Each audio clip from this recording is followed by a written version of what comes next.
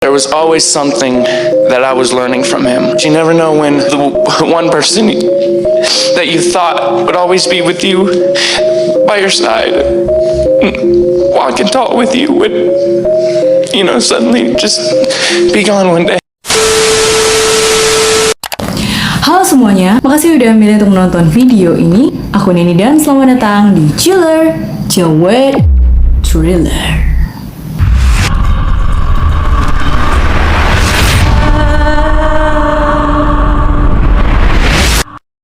Apa kabar kawan-kawan? Semoga kalian sehat selalu. Di episode kali ini aku akan membahas tentang kisah yang terjadi pada tahun 2012 di California, Amerika, di mana ada seorang anak berusia 13 tahun dititipkan oleh ibunya kepada ayahnya dan tidak pernah kembali lagi. Seperti apa kisah lengkapnya? Tanpa babi bu, ini dia The Story.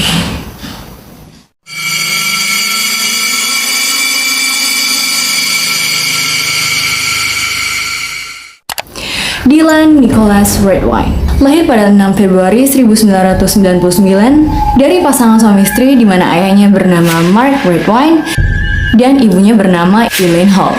Dylan juga sangat dekat dengan abangnya yang bernama Corey Redwine. Dylan ini anak yang tenang, pendiam, sentimental, dan dia juga manja sama ibu dan abangnya. Kesukaannya adalah main baseball, makan pizza, main game, kumpul sama teman-temannya, ya selayaknya anak-anak seusianya. Dimana pada saat kejadian itu umur Dylan 13 tahun, ayahnya Mark bekerja sebagai seorang supir truk dan pekerjaannya ini mengharuskan ia untuk bepergian dalam waktu yang cukup lama sehingga itu mempengaruhi hubungannya dengan ibunya Dylan. Dan pada akhirnya setelah 18 tahun bersama, ayah dan ibu Dylan memutuskan untuk berpisah. Perpisahan mereka ini merupakan perpisahan yang penuh dengan pertikaian. Jadi ini bukan perpisahan yang damai, di mana perceraian mereka ini memakan waktu yang cukup lama dan melukai anak-anak mereka pada prosesnya. Perceraian mereka ini melibatkan pengacara, proses pengadilan yang birokrasinya rumit, pokoknya semuanya serba drama. Bahkan pada September 2012, Dylan dipertemukan dengan hakim untuk ditanyai siapakah di antara ayah dan ibunya yang ia pilih untuk hidup bersama, dan kemudian Dylan memilih untuk hidup dengan ibunya. Dan begitulah pada akhirnya ibunya Elaine Hall ini memenangkan hak asuh atas Dylan Redwine. Hal ini sangat membahagiakan Dylan karena ia sendiri merasa tidak cukup nyaman dan canggung kepada ayahnya Mark. Terutama setelah proses perceraian, Dylan ini merasa kalau ayahnya itu sangat kasar kepada ibunya, jadi dia sangat tidak menyukai ayahnya. Jadi Dylan ini hidup bersama dengan ibunya dan juga abangnya Corey. Abangnya Corey ini sangat dekat dengan Dylan. Corey mengantarkan Dylan pergi ke sekolah, dia juga mengantarkan Dylan untuk berbelanja, mendengar curhatan-curhatan Dylan. Pada dasarnya, dia ini menggantikan peran dari ayahnya Mark dalam kehidupan Dylan ini. Tahun 2012, pada suatu kesempatan Dylan diminta untuk mengunjungi ayahnya atas perintah pengadilan. Tapi sebenarnya Dylan ini dia udah muak untuk selalu menghabiskan waktu pada waktu-waktu tertentu bersama Mark, seperti misalkan musim panas atau hari ayah, liburan sekolah. Ia merasa tidak nyaman dengan ayahnya Mark ini karena ayahnya ini suka menjelek-jelekkan ibu dan juga abangnya Corey. Ayahnya tuh bilang kayak, kamu tuh anak mami banget sih, kamu nggak tahu aja ibu kamu tuh kayak gini. Dan Dylan itu nggak suka karena dia tuh sayang banget sama ibunya. Tapi karena Dylan ini dia suka baseball, dan pada kesempatan kali ini Mark membuat satu rencana trip untuk menonton baseball. Jadi Dylan menyetujui untuk ikut dalam trip ini, terutama karena abangnya Corey juga setuju untuk ikut. Awal mulanya semua berjalan normal, lancar. Mereka menonton baseball, mereka seru-seruan, mereka makan di restoran. Sampai pada suatu waktu ketika mereka telah kembali ke hotel dan beristirahat, Dylan menemukan sesuatu yang tidak pernah bisa dia lupakan. Pada waktu itu, ayahnya Mark sedang beristirahat di kasur, sementara abangnya Corey sedang menelpon di luar. Dylan, selayaknya anak umur 12 tahun, itu tahun 2011, jadi umur Dylan masih 12 tahun, selayaknya anak seusianya, ia merasa bosan karena harus menghabiskan waktu seorang diri. Ia kemudian mencari apa hal yang bisa ia lakukan, dan pada akhirnya ia menemukan laptop ayahnya.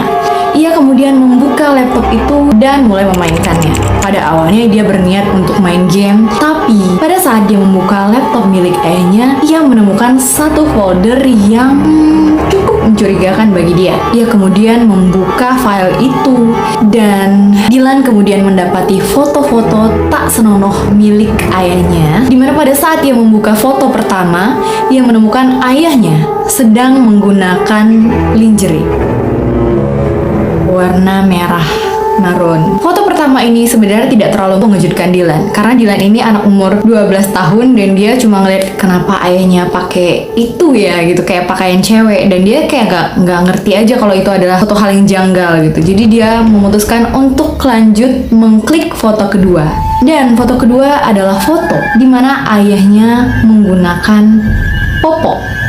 Jadi di atasnya ayahnya pakai kayak bra gitu. Sebenarnya aku lebih lihatnya kayak bra sih. Apa bra sama lingerie sama gak sih? Pakai baju yang vulgar itu di atasnya, dan di bawahnya, bagian bawahnya dia pakai popok. Sorry aku nggak tampilin, aku cuma tampilin foto pertama. Kalau kalian mau, sangat mudah ditemukan teman-teman, tapi tolong jangan menyesal. Oke, di sini mulai janggal nih. Dylan melihat ayahnya pakai baju perempuan, terus pakai popok kayak bayi gitu ya. Oke, Dylan pun lanjut mengklik foto ketiga. Foto ketiga ini bener-bener bukan foto yang layak untuk dilihat pas makan ya. Jadi kalau kalian ada yang makan sekarang, tolong di pause dulu makannya. Ya, di pause dulu videonya, kalian pasti bakal mual deh. Karena foto ketiga ini adalah foto di mana ayahnya memfoto bagian bawahnya itu, popoknya itu, dan kemudian dia meremas popoknya sampai keluar isinya. Oke, gimana? Sudah cukup aneh? Sudah cukup aneh? Foto pertama ayahnya pakai lingerie, foto kedua ayahnya pakai popok, foto ketiga ayahnya nge-squish bagian popok itu sampai keluar isinya. Dan apa yang terjadi dengan foto selanjutnya? Tentu aja Dylan makin penasaran, dia ngeklik foto selanjutnya. Dan foto itu adalah foto di mana ayahnya memakan. Oke, gimana? Udah cukup freak? Oke, gak ada yang lebih aneh dan gak ada yang lebih parah daripada itu. Tenang aja. Melihat semua foto yang ada di laptop ayahnya itu, kemudian Dylan dengan paniknya bergegas keluar mencari abangnya Cory dan meminta Cory untuk mengikuti dia. Cory yang pada waktu itu sedang menelpon bertanya kenapa, ada apa? Lalu Dylan bilang, ikuti aku. Dia menarik-narik tangan abangnya dan Cory pun mematikan teleponnya. Kemudian Dylan sambil menarik tangan Cory, dia membawa laptop itu ke dalam kamar mandi, lalu mereka mengunci pintu kamar mandi. Saking terkejutnya, Cory kemudian segera mengambil handphonenya dan segera memfoto foto-foto aneh ayahnya itu. Kemudian mereka menutup laptopnya dan bersepakat untuk tidak membahas hal ini. Singkat cerita, pada tahun 2012, Dylan lagi-lagi diminta oleh ayahnya untuk mengunjunginya. Sebenarnya Dylan merasa tidak nyaman untuk berada di sekeliling ayahnya. Akan tetapi, karena ini adalah perintah pengadilan, meskipun ia telah memohon kepada ibunya untuk tidak mengirimnya kepada ayahnya, tapi ibunya tidak bisa melakukan apa-apa karena ya lagi-lagi ini adalah perintah pengadilan. Dan karena Cory sudah berada di usia dewasa, pada waktu itu adalah event Thanksgiving, jadi Cory memilih untuk merayakan Thanksgiving itu dengan ibunya, bukan dengan ayahnya. Jadi pada waktu itu Dylan diantar ke bandara oleh ibunya untuk menuju ke tempat ayahnya, dan kemudian di bandara ibunya sempat berkata, "Dylan, apakah terlalu tua untuk memeluk ibumu?" Kemudian anak itu dengan manisnya berlari kembali dan memeluk ibunya. Setelah itu ada beberapa foto yang tertangkap dari kamera CCTV di mana Dylan pergi seorang diri menaiki pesawat ke Durango, tempat ayahnya berada. Setelah berpisah dari ibunya, Dylan sempat mengirimkan beberapa pesan kepada ibunya, bahkan dia juga mengabarkan kalau dia telah tiba di Durango. Kemudian, setelah berpisah dengan ibunya, Dylan sempat mengirimkan beberapa pesan kepada ibunya. "Aku lagi di pesawat ke Durango. Bagus, kamu hebat sayang. Bangga deh sama kamu. I love you, dan makasih udah kasih kabar. Pinter kamu naik pesawatnya," kata ibunya gitu. Terus ibunya nanya lagi, "Udah nyampe di Durango nak?" "Baru aja," kata Dylan. "Oh baguslah, tadi ibu khawatir kamu telat banget, tapi untunglah kamu baik-baik aja. Bikin ayah kamu nunggu tuh, wak-wak," kata ibunya gitu. "Iya, akhirnya nyampe juga. Ayahmu udah jemput nak?" "Iya," katanya dengan emot sedih. "Duh, sekarang ibu aja udah kangen sama kamu. Selamat bersenang-senang," gitu kata ibunya. Setelah pesawat Dylan tiba di Durango, ayahnya segera menjemput dia dan mereka pun sempat berbelanja di Walmart. Di kamera CCTV terlihat ayah dan anak ini tidak melakukan percakapan sama sekali, kecuali pada suatu ketika di mana Dylan bertanya kepada ayahnya, "Ayah, boleh nggak aku nginep di tempat temanku?" Dan tentu aja hal itu ditentang oleh ayahnya nggak kasih izin dan ayahnya minta, "Ayo kita pulang ke rumah aja." Mark kemudian mau membawa Dylan ke restoran, tapi Dylan menolak dan meminta untuk dibelikan makanan McD aja. Lalu mereka drive-thru, pesan makanan McD dan makan di rumah. Nah, setelah ini cerita mulai tidak jelas karena hal selanjutnya yang akan aku ceritakan adalah kesaksian Mark ayahnya. Nah, disinilah cerita dimulai.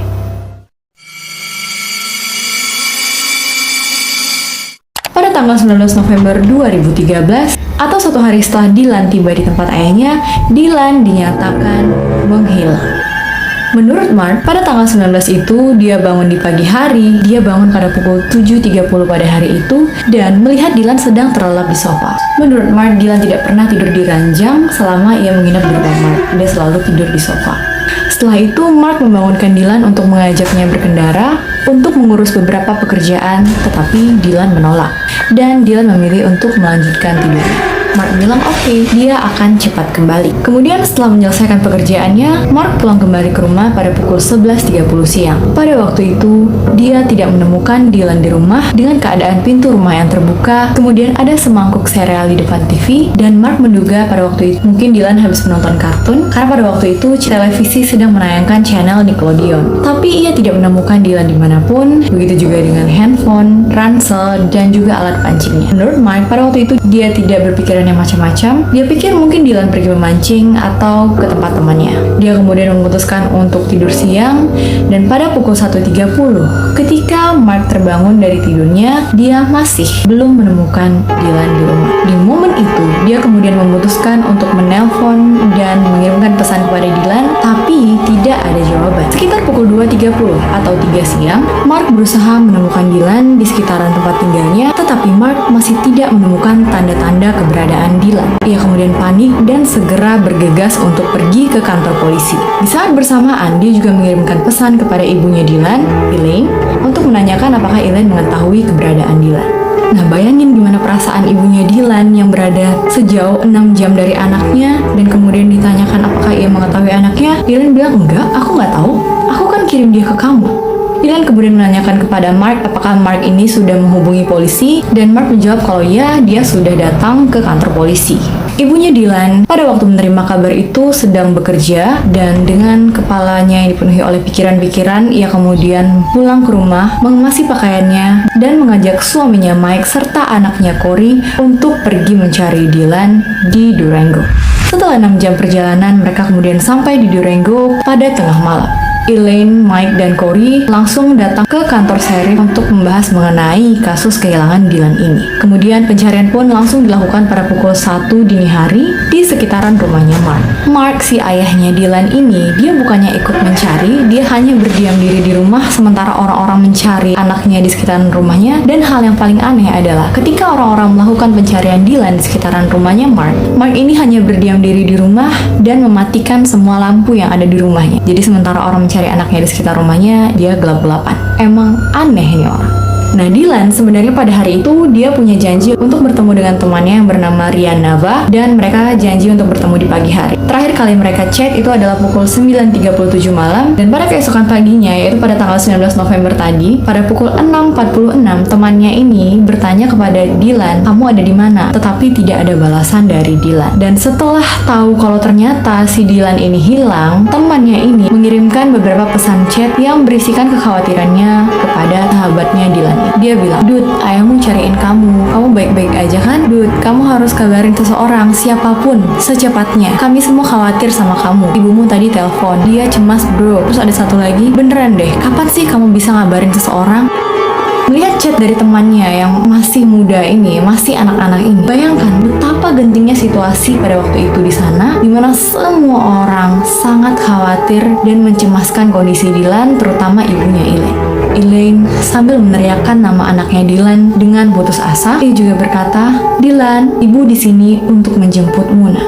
Meskipun polisi berkata kita harus mempertimbangkan adanya kemungkinan kalau Dylan ini kabur dari rumah karena ia tidak menyukai ayahnya, namun hal ini ditentang oleh Elaine karena Elaine mengetahui karakter dari anaknya ini yang tidak mungkin membangkang dengan cara seperti itu. Di benak Elaine sebenarnya ada banyak prasangka. Elaine sangat merasa janggal dengan keadaan Dylan yang tidak memberikan kabar kepadanya karena Dylan adalah anak laki-laki 13 tahun yang tidak pernah lepas dari handphonenya dan selalu mengabari ibunya dimanapun dia berada. Terutama chat terakhir Dylan itu pada tanggal 18 November malam adalah jam 9.37 malam. Sementara Dylan, karena dia ini adalah sweet boy, dia hampir saja selalu mengucapkan ucapan selamat malam kepada ibunya pada hampir setiap tengah malam. Tapi pada waktu itu dia tidak mengirimkan pesan itu. Jadi hal itu aja sebenarnya udah janggal bagi Elaine pada malam itu. Elaine juga sedari awal mencurigai segala keterangan Mark yang menurutnya terlalu mengada-ada. Menurut Elaine, Dylan ini bukan tipikal anak yang suka memancing. Dylan bahkan tidak bisa memasang tali pancing sendiri. Jadi dia sangat merasa aneh ketika mengetahui anaknya pergi memancing sendirian atau pergi sama temannya karena temannya ini juga jarak tempat tinggal tuh sangat jauh dari rumah Mark. Kemudian juga Dylan itu anaknya MTV banget. Dia hampir selalu nonton MTV dan dia tuh hampir nggak pernah lah nonton Nickelodeon. Makanya ketika ayahnya Mark ini mengatakan bahwa Dylan sedang menonton Nickelodeon, hal itu aneh bagi Elaine dan dia merasa kalau Mark ini tidak cukup mengenal anaknya untuk berbohong dengan baik. Sementara itu, abangnya Dylan, Cory, yang tak putus-putusnya menelpon adiknya ini pada waktu itu, ketika ia sedang diliputi rasa cemas yang sangat luar biasa, ia kembali mengingat momen di mana mereka menemukan foto-foto aneh dari ayah mereka. Cory kemudian berpikir, apakah hal itu ada hubungannya dengan kehilangan Dylan ini? Apakah ayah mereka melakukan sesuatu pada Dylan? Banyak orang kemudian dikerahkan untuk mencari Dylan. Bukan hanya tim kepolisian dan keluarga Dylan, tetapi pada dasarnya semua orang yang ada di daerah Durango itu ikut serta dalam proses pencarian Dylan. Semua orang tahu kalau ada anak bernama Dylan Nicholas Redwine yang hilang di daerah itu karena di sana terpajang foto Dylan di mana-mana dengan reward sebesar $50.500 atau sekitar 770 jutaan. Pencarian terus dilakukan sampai 7 bulan lamanya, tetapi tidak ada yang bisa menemukan Dylan di seluruh penjuru kota.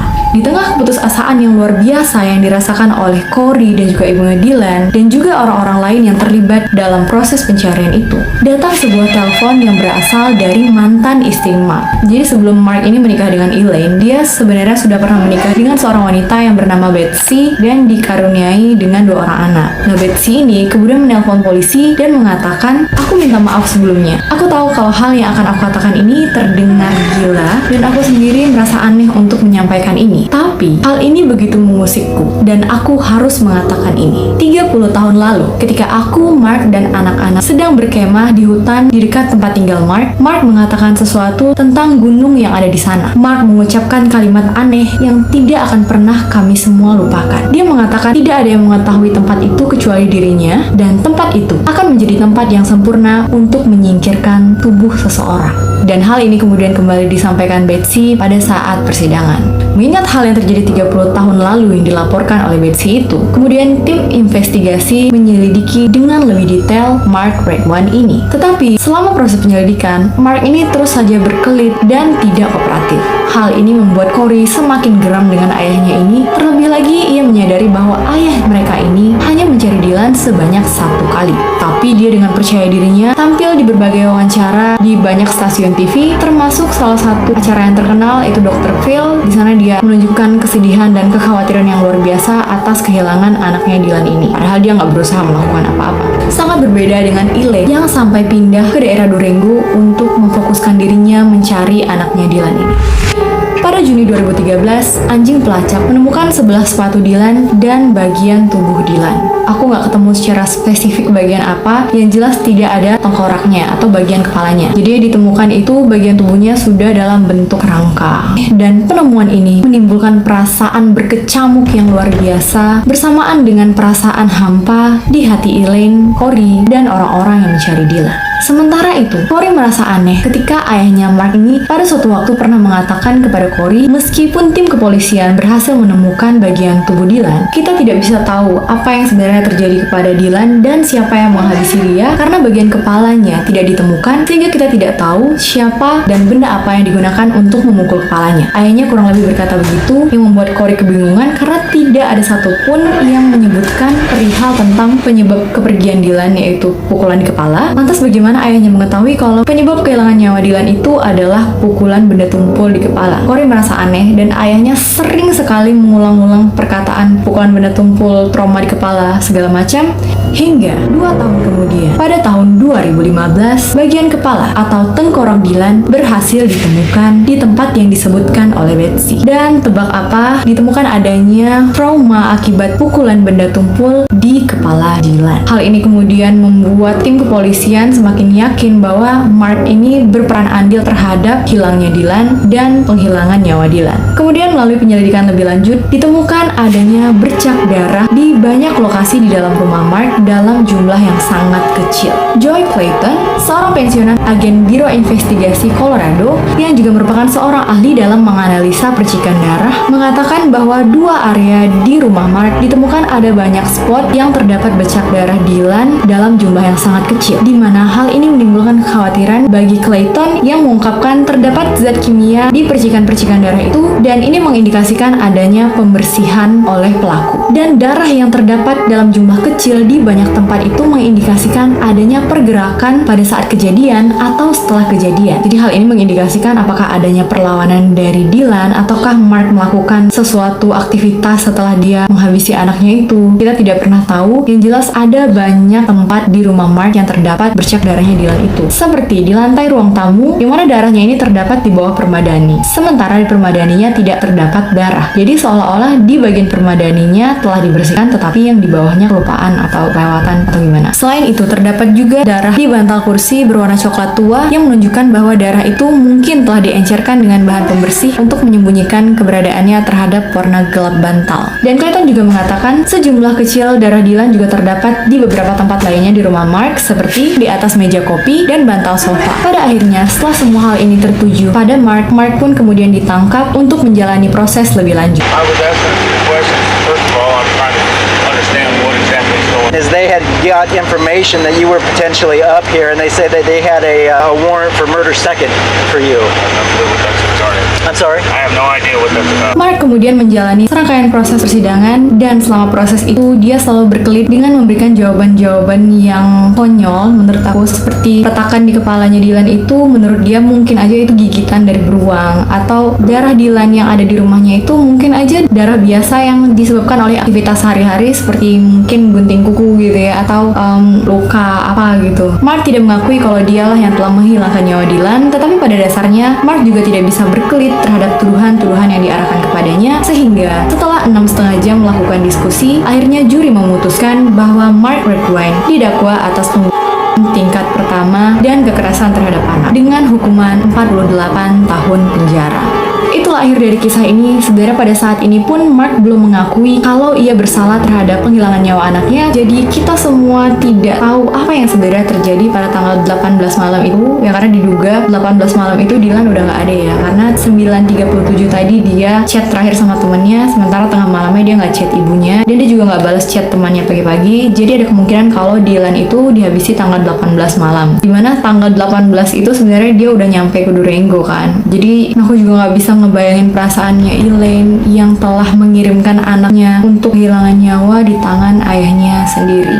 Pastinya ada perasaan menyesal yang sangat luar biasa dan perasaan menyalahkan diri sendiri dari Elaine ini. Dan juga banyak orang-orang yang menyalahkan Elaine, ibunya, karena meskipun Elaine telah diberitahukan oleh Dylan kalau dia tidak ingin bertemu dengan Mark atau menghabiskan waktu bersama Mark, tetapi Elaine tetap mengirim Dylan ke sana. Akan tetapi sebenarnya Elaine ini bukan tanpa pertimbangan mengirimkan Dylan ke tempat ayahnya Mark, tetapi ia telah sebelumnya berkonsultasi kepada pengacaranya, yaitu Amber Harrison, yang merupakan pengacara perceraian dan hak asuh Elaine. Dan kemudian pengacaranya ini bersaksi pada persidangan bahwa sebenarnya sebelumnya Elaine ini sempat menanyakan pendapatnya tentang bagaimana jika dia tidak melakukan perintah pengadilan dan tidak mengirimkan Dylan kepada Mark. Akan tetapi pengacaranya ini, Amber Harrison ini, menjawab kalau itu akan menjadi bentuk penghinaan terhadap pengadilan. Harrison kemudian mengatakan ini sambil menangis di persidangan. Mungkin dia ada perasaan bersalah karena merasa kalau dia yang memiliki andil untuk mengirim Dylan kepada Mark.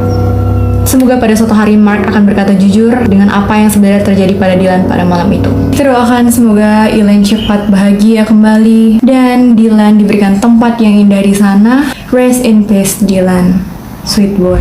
Segitu dulu video ini, jangan lupa like, subscribe, dan tinggalkan komentar positif biar aku lebih semangat lagi upload videonya.